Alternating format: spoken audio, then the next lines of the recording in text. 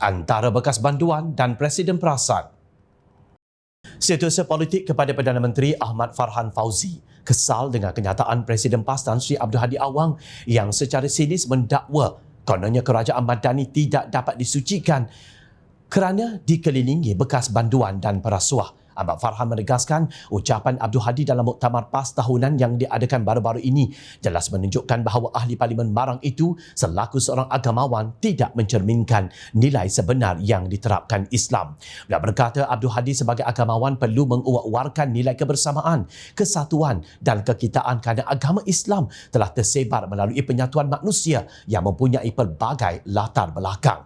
Lantara itu, saya berpandangan bahawa dalam ketika kita hendak berpolitik, biarlah ia bersifat sederhana dan jangan sampai kita memecah belahkan umat, melontarkan fitnah dan mengadu domba. Sementara itu, jangan hanya kerana kita mengenakan kopiah di atas kepala dan mengemudi parti yang tertera nama Islam, kita merasakan seolah-olah pihak lain tidak suci mahupun tidak Islam sepenuhnya. Katanya dalam satu kenyataan, kebiadaban Presiden PAS itu terselah apabila menolak kemungkinan parti itu akan menyertai kerajaan perpaduan pimpinan Datuk Seri Anwar Ibrahim baru-baru ini. Keceluparan Hadi terlihat ketika mengulas kenyataan Setiausaha Agong UMNO Datuk Ashraf Wajdi Dasuki yang secara sinis menyifatkan PAS akan menyucikan parti-parti dalam kerajaan perpaduan dan pimpinannya sekiranya hal itu menjadi kenyataan. Kamu boleh lihat kerajaan Pakatan Harapan PH siapa dalam dia. Nak suci macam mana? Banduan pun ada, bekas perasuah pun ada, kluster mahkamah pun ada. Macam mana kami nak ikut?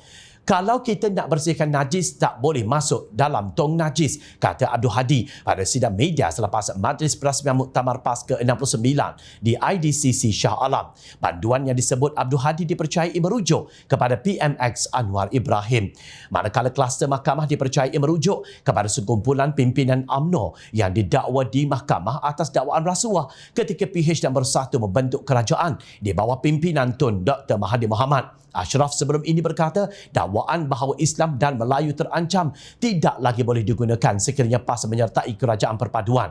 Ashraf secara sinis berkata DAP sekali lagi akan disucikan dengan fatwa-fatwa baharu sebagaimana ketika PAS bersama parti itu dalam menghadapi PRU pada tahun 1999, 2004 dan 2008 sekiranya parti itu menyertai kerajaan. Tiada lagi parti dalam kerajaan perpaduan terutamanya yang mempunyai orang Melayu Islam seperti UMNO, Amanah dan PKR yang akan dilabel barua DAP, penjilat DAP atau label-label kafir, Tauhid dan sebagainya apabila PAS sertai kerajaan perpaduan. Perdana Menteri Anwar Ibrahim akan kembali dijulang PAS sebagai pimpinan Islam yang suci dan bersih sebagaimana waktu PRU ke-10, ke-11 dan ke-12 dahulu, kata Ashraf.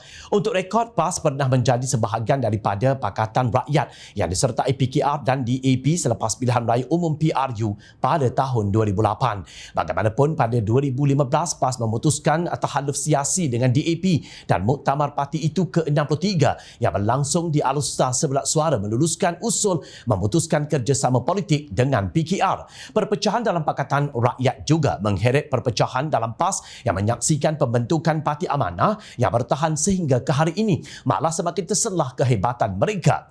Malah Hadi pernah berkata Parti Amanah tidak akan bertahan melebihi 6 bulan ketika ianya baru ditubuhkan kerana menderhaka dan kononnya pembelot kepada PAS. Demikianlah kotornya mulut Presiden PAS walaupun tidak terjun ke dalam tong najis sebagaimana yang dikatakan beliau.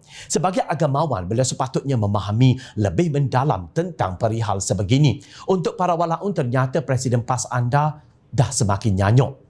Imam Abu Hanifah, Imam Malik, Imam Syafi'i, Imam Ahmad bin Hanbal dan Ibn Taymiyah juga pernah menjadi banduan dan mereka mencipta sejarah sebagai pemimpin dan ulama terkemuka dunia Islam dan disebut sehingga ke hari ini. Jadi apa salahnya dengan bekas banduan jika hendak dibandingkan dengan Presiden Parti Penunggang Agama yang sentiasa perasan dirinya mulia dan bertakwa daripada orang lain? Ingat, rakyat sentiasa memerhati